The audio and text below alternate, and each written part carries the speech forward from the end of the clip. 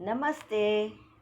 मैं बदला Saxena holistic living में आप सभी का हार्दिक अभिनंदन करती हूँ। तो प्रस्तुत हूँ पुनः एक नई और रोचक जानकारी के साथ। तो मित्रों, सबसे पहले मैं अपने चैनल और अपने विषय में आपको कुछ बताना चाहूँगी, क्योंकि ये चैनल मेरा नया है और आज हमारा ये दूसरा एपिसोड है यानी कि सेकंड वीडियो है। तो आप मेरे लिए और मैं आपके लिए भी नई हूँ, तो इसलिए जानकारी देना अति आवश्यक है। देखिए, ये जो चैनल है ना, ये कोई धार्मिक चैनल नहीं है। इसको सभी धर्मों के लोग देख सकते हैं। और दूसरी जानकारी मेरे बारे में कि मैं कोई साइंटिस्ट, कोई डॉक्टर और कोई बहुत बड़ी विद्वान नहीं। मैंने अनेक गुरुओं, योगाचार्यों, आयुर्वेदाचार्यों और वैद्यों के संपर्क में रहकर ये ज्ञान प्राप्त किया है। इसके अलावा मैंने 350 के लगभग पुस्तकें स्वयं भी पढ़ी हैं। मैं 45 वर्षों से योग और आयुर्वेद से जुड़ी हुई हूँ, लेकिन इसकी नींव मेरे अंदर 65 वर्ष पहले ही पड़ गई थी।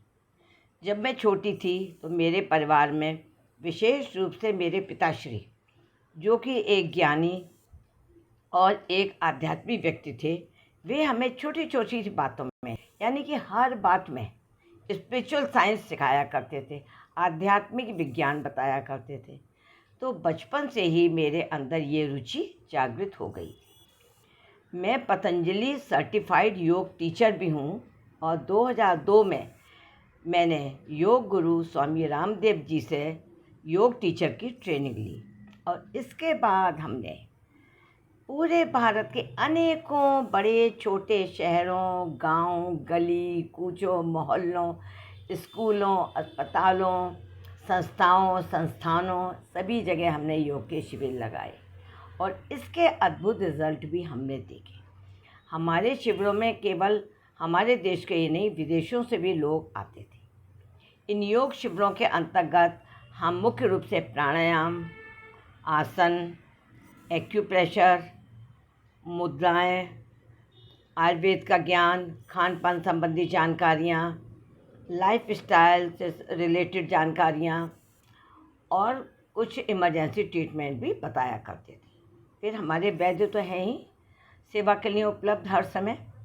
तो इस तरीके से मेरा ये ज्ञान आगे बढ़ा। तो आइए, ये मैंने आपको अपने बारे में बता दिया। अब मैं चाहूँगी कि हम जो पिछले वीडियो में जो हमने जानकारी दी थी, हम उसको आगे बढ़ाते। तो देखिए, हमने आपको बताया था कि 4 तरह से ये विभाजित है। हम इसको विभाजन करते हैं। हम इस यूनिवर्स को कह लीजिए, ब्रह्मांड को कह लीजिए, या इस प्रकृति को कह लीजिए, ठीक है ना। पहला है हमारा क्रिस्टल वर्ल्ड, यानी कि खनिज जगत, जिसके अंदर पत्थरों से संबंधित सभी चीज़ें आती हैं। पत्थरों में यानी कि कीमती पत्थर भी, जो हम अपनी उंगलियों में, अंगूठियों में अपने पहनते हैं हम, और इसके बाद और भी कीमती पत्थर हैं जिनको हम घरों में भी रखते हैं, क्रिस्टल्स हैं, और उसके बाद पहाड़ आदि हैं। तो देखिए, प्रकृति को हमने 2 भागों में विभाजित किया है, एक जड़ और दूसरी चेतन।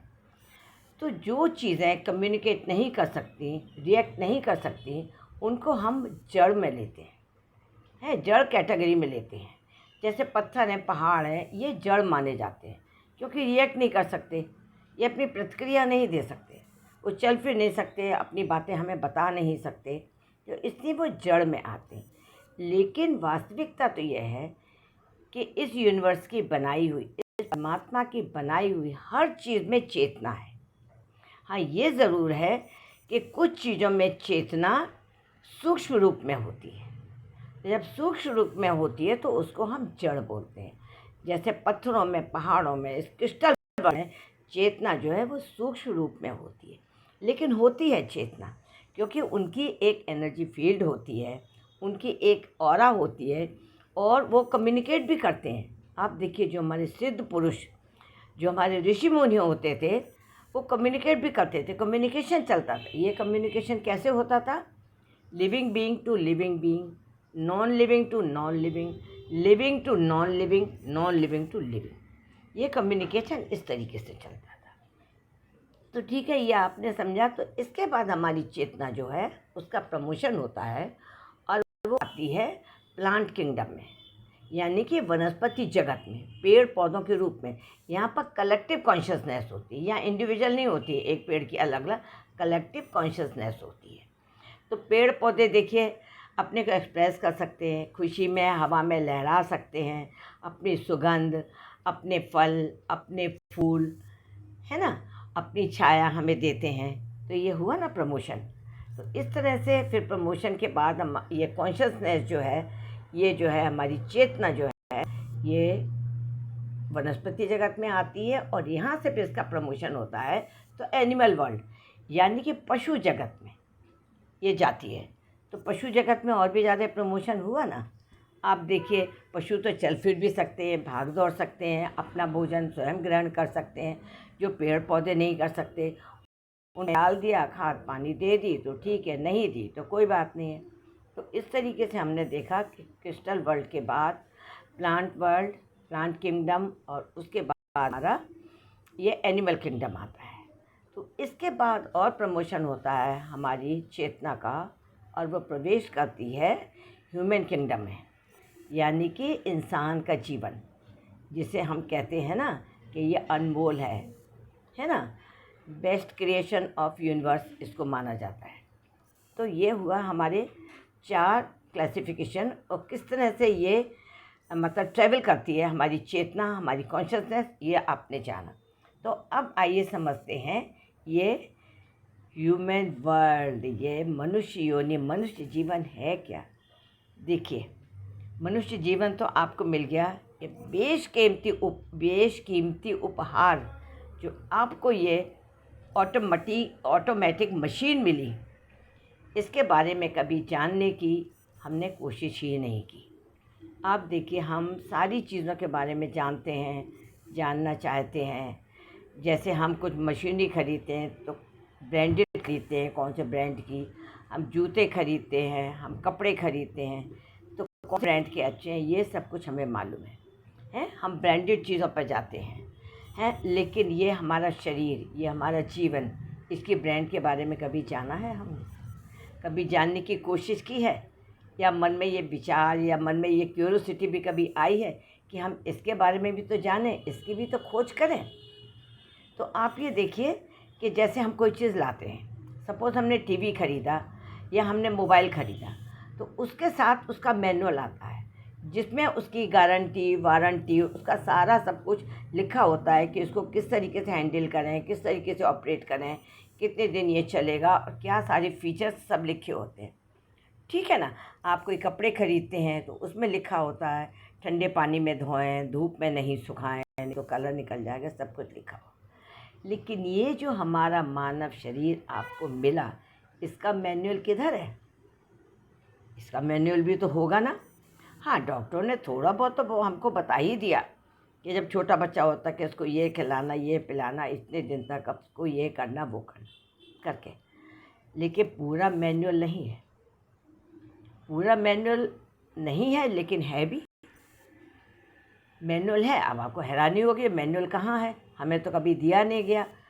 आपको दिया कैसे जाता? आपने कभी जानने की कोशिश की आपने?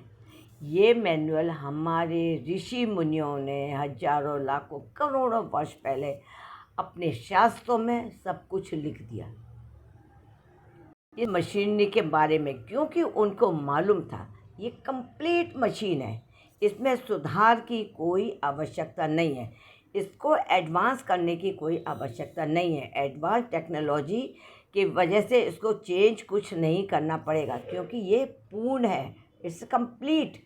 कहते हैं ना, पूर्णमद पूर्णमिदं पूर्णाति पूर्णमुदच्यते पूर्णस्य पूर्णमादाय पूर्णमेवावशिष्यते। यानी कि वो अपने आप में कंप्लीट है, और कंप्लीट में से पूर्ण को निकाल देंगे तभी भी पूर्ण बचेगा। तो आप सोचिए कैसी अद्भुत रचना है कि कभी ऐसा नहीं हुआ कि पहले 2 आँखें थी आदमी के, फिर वो प्रमोशन हुआ, या वो उसमें चेंज आया तो फिर 3 आँखें हो गई, जब हाथ 2 से 4 हो गए। ऐसा कभी आपने कुछ चेंज देखा? जबकि मैन मेड मशीनरी है, उसमें हमेशा आप जब नया मॉडल लाते हैं तो कुछ ना कुछ नए फीचर्स आपको मिलते हैं, आपको आते हैं। क्योंकि ये एक ऑटोमेटिक मशीनरी है, इसमें सेंस है, ये सेंसिटिव है, इसके अंदर चेतना है। तो आइए इसके बारे में हम जानेंगे। बहुत ही इंटरेस्टिंग टॉपिक है ये, क्योंकि आपने जो कुछ सीखा शायद वो पूर्ण नहीं माना जा सकता।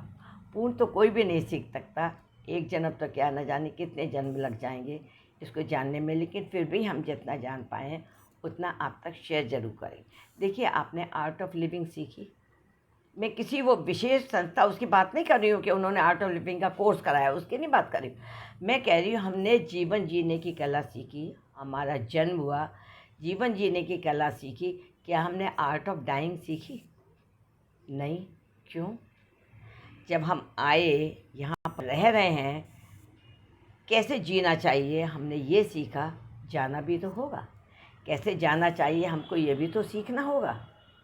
लेकिन मित्रों, कहीं डर मत जाइएगा, मैं कोई आपको डराने का मेरा पर्पस नहीं है, लेकिन ये सारी बातें हमारी जानकारी में होना अति आवश्यक है। तो अगले अपने वीडियो में मैं और जानकारियों के साथ आपको मिलूँगी, तो और इसको आगे बढ़ाएंगे। इसलिए मेरा आपसे अनुरोध है कि प्रारंभ से ही मेरे सारे वीडियो देखना शुरू करें, जिससे ये कड़ी टूट ना जाए, बीच में ये ज्ञान अधूरा रह जाए और आपको भी समझ में नहीं आए कि इसके आगे पीछे का जड़ पूछ क्या था।